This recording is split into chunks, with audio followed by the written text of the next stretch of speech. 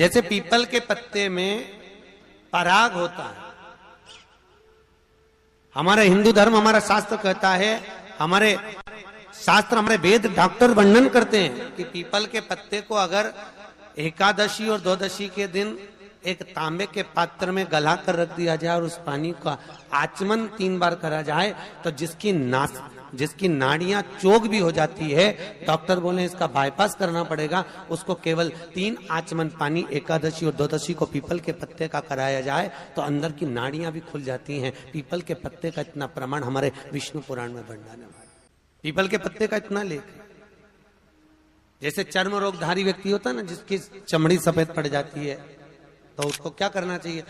केवल हिंदू धर्म में केवल एक पीपल का वृक्ष है जिसका पराग झड़ता है, और वो रात्रि को लगभग 10 बजे से 12 बजे के भीतर, 9 बजे से 12 बजे के भीतर पीपल के पेड़ के पत्ते का पानी झड़ता है। उसके नीचे थाली रख देना चाहिए और उस थाली में पीपल के पेड़ के नीचे रख दो, और उसका पराग जब झड़ जाए वो पानी को बाल्टी में धो लो, और धोने के बाद थाली को उस पानी से 15 दिन, 8 दिन, 20 दिन स्नान करिए। धीरे धीरे चर्म रोग समाप्त हो जाता है। सफेद जो चमड़ी पड़ी वो वापस अपने रंग में आना चालू हो जाता है। शिवलिंग पर बेलपत्र चढ़ाना, जल चढ़ाना, इसका भी एक नियम होता है कि शंकर जी पे शिवलिंग पर जल कहाँ चढ़ाया जाता है। सबसे पहला जल अगर शंकर जी को चढ़ाने जा रहे हो तो शंकर जी के जो चरण है, जहां से पानी नीचे गिरता है, उसके सीधे वाले भाग पर, अपने हाथ का सीधा भाग, वहां जल चढ़ाओ। फिर जहां लेफ्ट भाग है वहां जल चढ़ाओ। जहां शंकर भगवान का शिवलिंग रखा हुआ है, तीसरे नंबर का जल वहां चढ़ाना चाहिए। चौथे नंबर का जल भगवान शंकर के शिवलिंग पर चढ़ाना चाहिए। 5वें नंबर का जल ऊपर अगर जलाधारी लगी हो तो उसमें चढ़ाओ। नी हो जलाधारी तो भगवान शंकर का जहां नंदी बैठा है, नंदी का एक पांव ऊंचा रहता है, उस पांव के पास में जल चढ़ाना चाहिए। पांव जल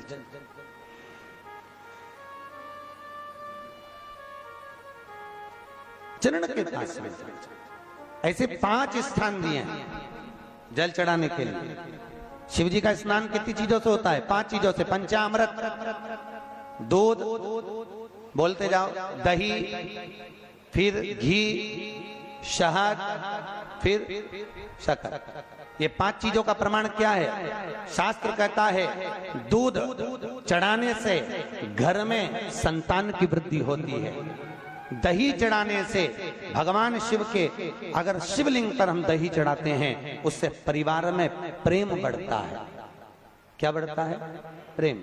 फिर घी चढ़ाने से हमारे घर से रोग दूर होता है। शहद चढ़ाने से, भगवान शंकर पर जो शहद चढ़ाया जाता है, वो चढ़ाने से घर में संपदा की वृद्धि होती है। और 5वें नंबर पर भगवान को शक्कर, खांड जो आप जानते होंगे, शक्कर आदि पिसी हुई चढ़ा देने से, शिव जी को चढ़ाने से हमारे घर के बच्चे जिद्दी नहीं होते। क्यों कहते हैं? जो बच्चा जिद्दपन करता हो, जो बच्चा जिद्दी रहता हो, तो क्यों कहते हैं कि अवधूतेश्वर महादेव का नाम लो और उसके हाथ में शक्कर की कटोरी देकर शंकर जी पे चढ़वा दो, बच्चा कभी जिद्दपन नहीं करता। अवधूतेश्वर महादेव का नाम लेकर सोमवार की अष्टमी के दिन चढ़ाया जाता है। सोमवार की अष्टमी को अवधूतेश्वर का नाम लेकर।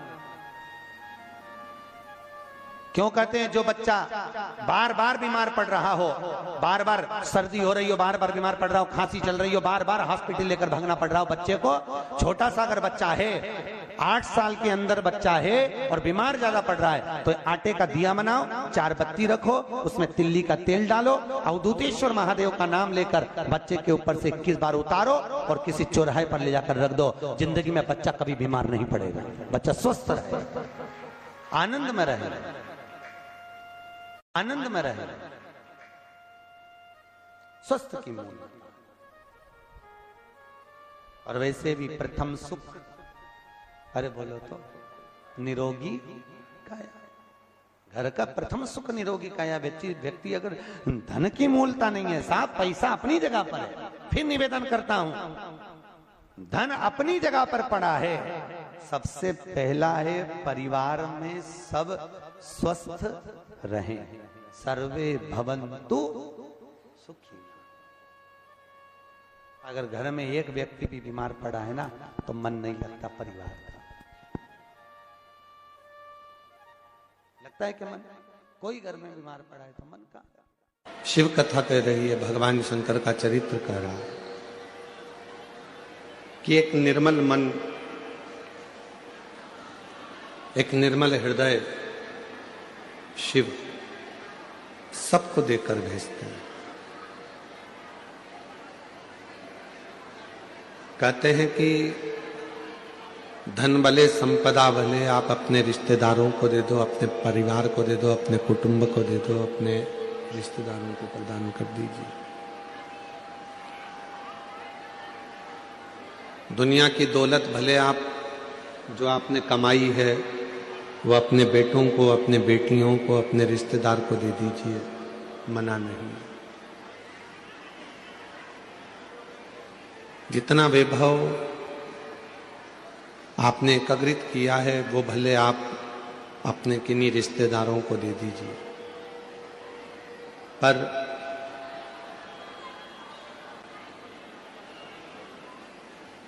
शिव महापुराण की कथा कहती है कि जो अपना हृदय है, जो अपना मन है, जो अपना दिल है, वो किसी को मत दीजिए। अपने मन को, अपने हृदय को, अपने चित्त को अपने शिव के लिए संभाल कर रखिए। दुनिया के लोग धन से प्रसन्न हो सकते हैं, दुनिया के लोग आपकी संपदा से प्रसन्न हो सकते हैं, दुनिया के लोग आपके बंगले और गाड़ी से प्रसन्न हो सकते हैं, पर शिव, मेरा उघड़दानी, मेरा शंभु, मेरा त्रिकालदर्शी, मेरा कैलाशी अविनाशी शंकर ना तो तुम्हारे धन से प्रसन्न होंगे, ना तुम्हारी संपदा से प्रसन्न होंगे, ना तुम्हारे बंगले से प्रसन्न होंगे, ना तुम्हारी गाड़ी से प्रसन्न होंगे। मेरे शंकर भगवान तो केवल तुम्हारे निर्मल मन से और अच्छी बुद्धि, चित्त और निर्मल हृदय से प्रसन्न होंगे।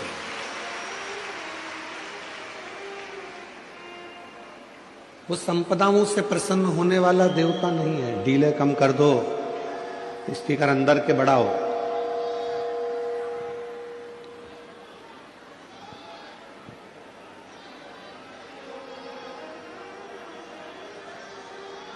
वो धन से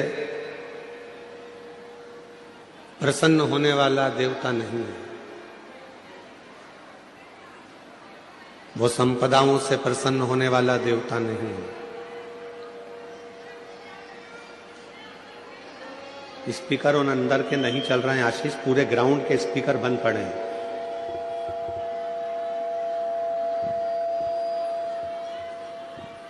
संपदा से प्रसन्न होने वाला वो देवता नहीं है। दौलत से या धन से प्रसन्न होने वाला वो देवता नहीं है। वो देवता है केवल आपके मन से प्रसन्न होने वाला। एक बात हमने पहले भी कही, आज फिर कहते हैं, आप यदि भगवान देवादिदेव महादेव के नजदीक में नहीं जा सकते, आप शिव जी के मंदिर में भी प्रवेश नहीं कर सकते, नहीं पहुंच सकते, तो केवल शिव मंदिर के मात्र शिखर का भी अगर आप दर्शन कर लेते हैं तो आपकी जिंदगी के सारे कार्य अपने आप सफल होना प्रारंभ हो जाते हैं।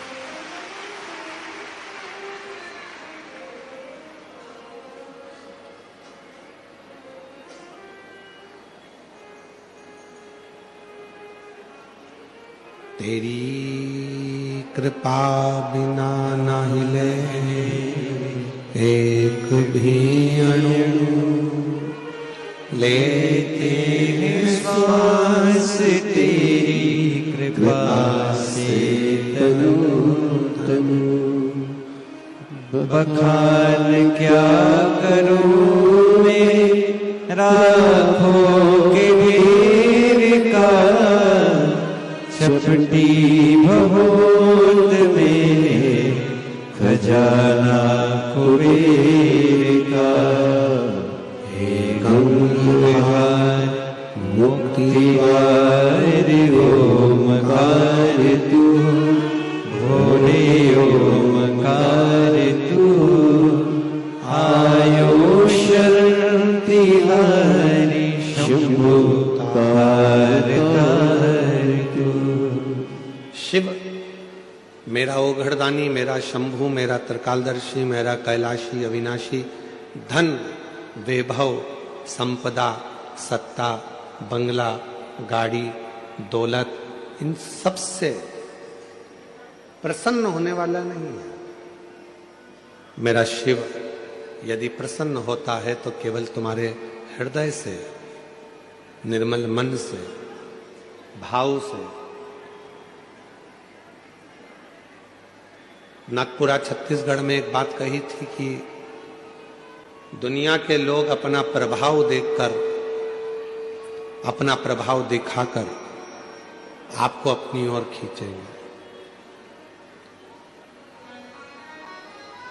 दुनिया के लोग आपको अपना प्रभाव दिखाएंगे और आपको अपनी ओर खींचने का, अपनी ओर आकर्षित करने का प्रयास करेंगे।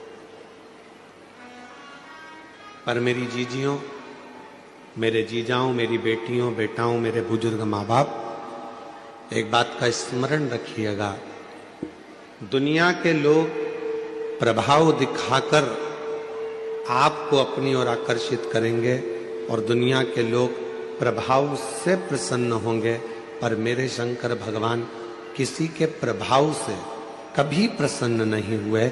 मेरे शंकर भगवान तो केवल भाव से प्रसन्न होते हैं, केवल भाव। आपका भाव कितना सुंदर है। आप किस श्रेष्ठ भाव से शिव को भज रहे हो।